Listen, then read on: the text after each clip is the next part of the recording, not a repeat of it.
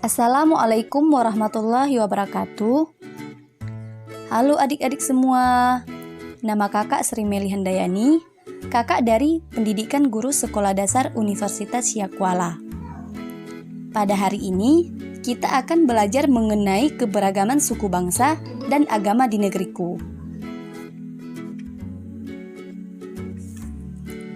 Baik adik-adik, pada hari ini kita akan belajar mengenai keadaan pulau di Indonesia, hubungan banyak suku dengan keberagaman di Indonesia, dan mengenal suku bangsa di Indonesia. Adik-adik, sebelum kita memulai belajar, mari perhatikan video di bawah ini ya.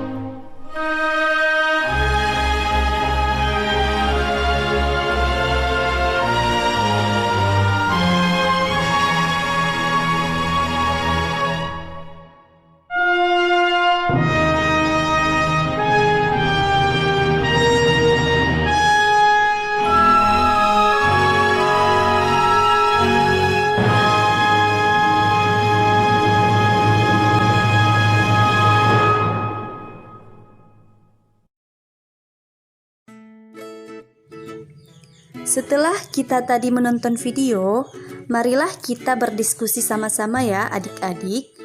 Nah, di Indonesia kan terdapat banyak pulau dan terdapat keberagaman suku dan budaya. Menurut adik-adik, apa saja faktor-faktor yang menyebabkan terjadinya keberagaman di Indonesia? Lalu, apa pendapat adik-adik mengenai hubungannya dengan kondisi wilayah di Indonesia? Adik-adik, coba perhatikan di sini ada 5 faktor penyebab keberagaman masyarakat di Indonesia. Yang pertama, letak strategis wilayah Indonesia. Letak Indonesia sangat strategis, yaitu berada di antara Samudra Hindia dan Samudra Pasifik. Indonesia juga berada di antara benua Asia dan benua Australia. Letak strategis tersebut menjadikan Indonesia berada di tengah-tengah lalu lintas perdagangan dunia. Yang kedua, kondisi negara kepulauan. Keadaan geografi Indonesia merupakan wilayah kepulauan yang terdiri atas 13.466 pulau. Banyaknya pulau di Indonesia menyebabkan penduduk yang menempati satu pulau atau sebagian dari satu pulau tumbuh menjadi kesatuan suku bangsa.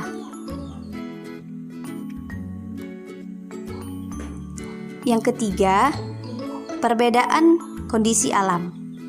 Negara Indonesia sangat luas dan terdiri atas pulau-pulau.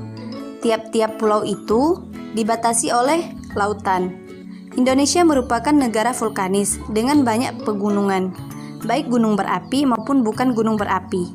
Keadaan alam di Indonesia tersebut memengaruhi keanekaragaman masyarakatnya. Yang keempat, keadaan transportasi dan komunikasi.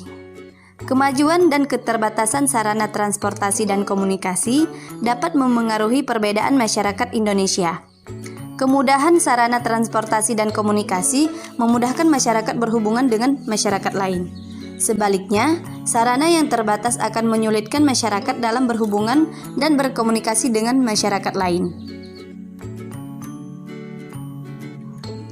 Dan yang terakhir, yang kelima, penerimaan masyarakat terhadap perubahan. Keterbukaan masyarakat terhadap sesuatu yang baru, baik yang datang dari dalam maupun luar masyarakat, membawa pengaruh terhadap perbedaan masyarakat Indonesia. Masyarakat perkotaan relatif mudah menerima budaya lain. Sebaliknya, masyarakat pedalaman sebagian besar sulit menerima sesuatu yang baru. Adik-adik, di Indonesia ada ribuan suku bangsa, dari Sabang sampai Merauke. Suku bangsa apa yang adik-adik ketahui? Adik-adik, suku bangsa itu termasuk bagian dari keragaman bangsa Indonesia. Ada banyak suku bangsa yang mendiami wilayah kepulauan Indonesia. Adik-adik, di Provinsi Nanggroe Aceh Darussalam itu ada suku Aceh, Alas, Gayo, Gayo Lut, Gayo Luwes, Singkil, Simelu, Anak Jame, Tamiang, dan Klut.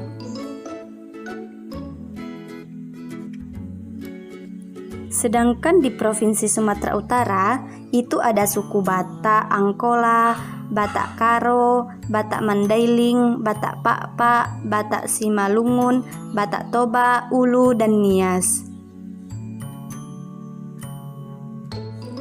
Sedangkan di Provinsi DKI Jakarta itu ada suku Betawi. Sedangkan di Provinsi Jawa Barat itu ada suku Cirebon dan Sunda. Sedangkan di Provinsi Nusa Tenggara Timur itu ada suku Alor, Rote, Timur, Sabu, Helong, Sumba, Dawan, Belu, dan Flores. Sedangkan di Provinsi Kalimantan Timur itu ada suku Dayak. Sedangkan di Provinsi Papua itu ada suku Arfa, Mandacan, Bauzi, Biak Muyu, Ekagi, Fakfa, Asmat, Kaure, Tobati, Dera, dan Dani. Setelah kita mengetahui suku bangsa di Indonesia, kakak punya pertanyaan nih. Apakah adik-adik mengetahui suku bangsa yang ada di provinsi tempat tinggal adik-adik? Isi pertanyaan ini ya di buku tugas adik-adik. Nah, kemudian ada beberapa pertanyaan yang adik-adik harus kerjakan ya. Boleh berdiskusi dengan teman sebangku atau berdiskusi dengan orang tua ya adik-adik. Adik-adik, penyusun media pembelajaran ini antara lain yang pertama Kak Vera Marlinda Utami, yang kedua Kak Nuraini Sa'dia BR Matondang, yang ketiga Kak Nazifa Azhar Muslim, dan yang keempat kakak sendiri Kak Sri Meli Handayani.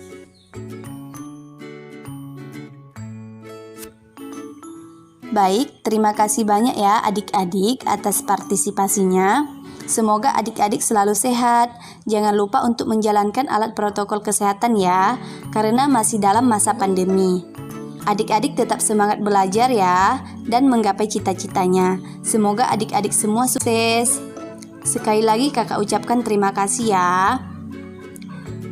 Mungkin hanya ini yang dapat kakak jelaskan. Mohon maaf atas segala kekurangan.